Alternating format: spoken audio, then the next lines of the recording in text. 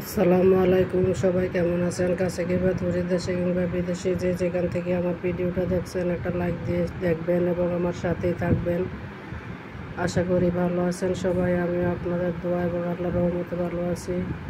বরাবরের মতো আরেকটি ভিডিও ব্লগ নিয়ে আপনাদের সামনে উপস্থিত হলাম। অনেক দিন হয়েছে ভিডিও দিই না, তাই আজকে একটা ভিডিও বানাইলাম।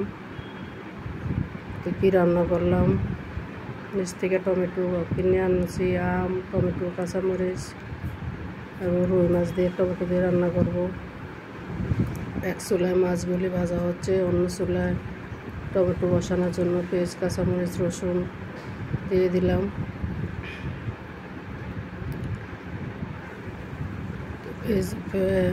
পেঁয়াজ বোনা হয়ে গেছে, এবার টমেটোগুলি দিয়ে দিলাম। টমেটোগুলি নেড়ে চেড়ে তাতে পেঁয়াজের সাথে লবণ দিয়ে দিছি।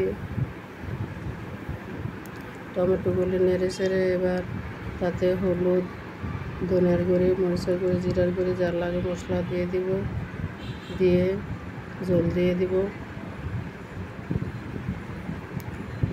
এভাবে রান্না করে খেয়ে দেখবেন, খুব ভালো লাগে। গরমে দিয়ে টমেটো, এখন গরমে দিয়ে মাছের সাথে আম দিলেও ভালো লাগে, ডালের সাথে আম দিলে ভালো লাগে। যারা টক খেতে পছন্দ করেন তাদের জন্য বলছি। আমার মাছগুলি ভাজা হয়ে গেছে।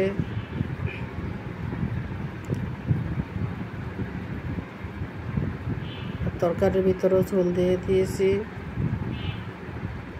আর মাছগুলি দিয়ে দিব।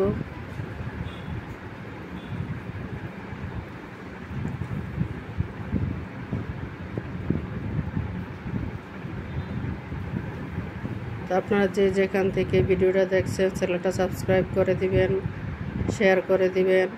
অলরেডি যারা করে দিয়েছেন সাবস্ক্রাইব, তাদেরকে অনেক অনেক ভালোবাসা এবং ধন্যবাদ। আর যারা করেন নাই তারা ভিডিওটা যদি ভালো লাগে তাহলে বোনকে সাহায্য করবেন, হেল্প করবেন, চ্যানেলটা সাবস্ক্রাইব করে আমার পাশে থাকবেন,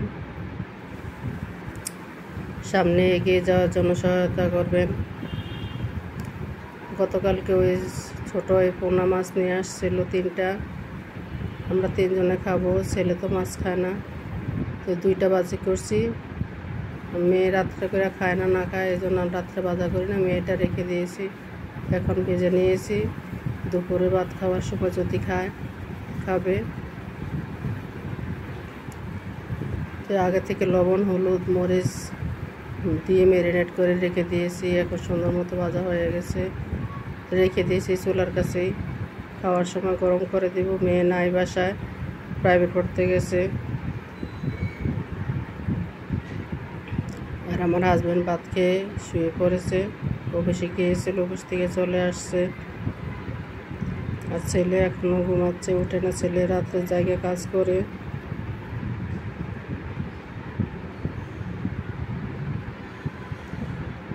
এই তো রান্নার টেনশন, ঘুম থেকে উঠতে হয়। সকালে নাস্তা বানিয়েছিলাম। আসসালামু আলাইকুম, সবাই ভালো থাকবেন।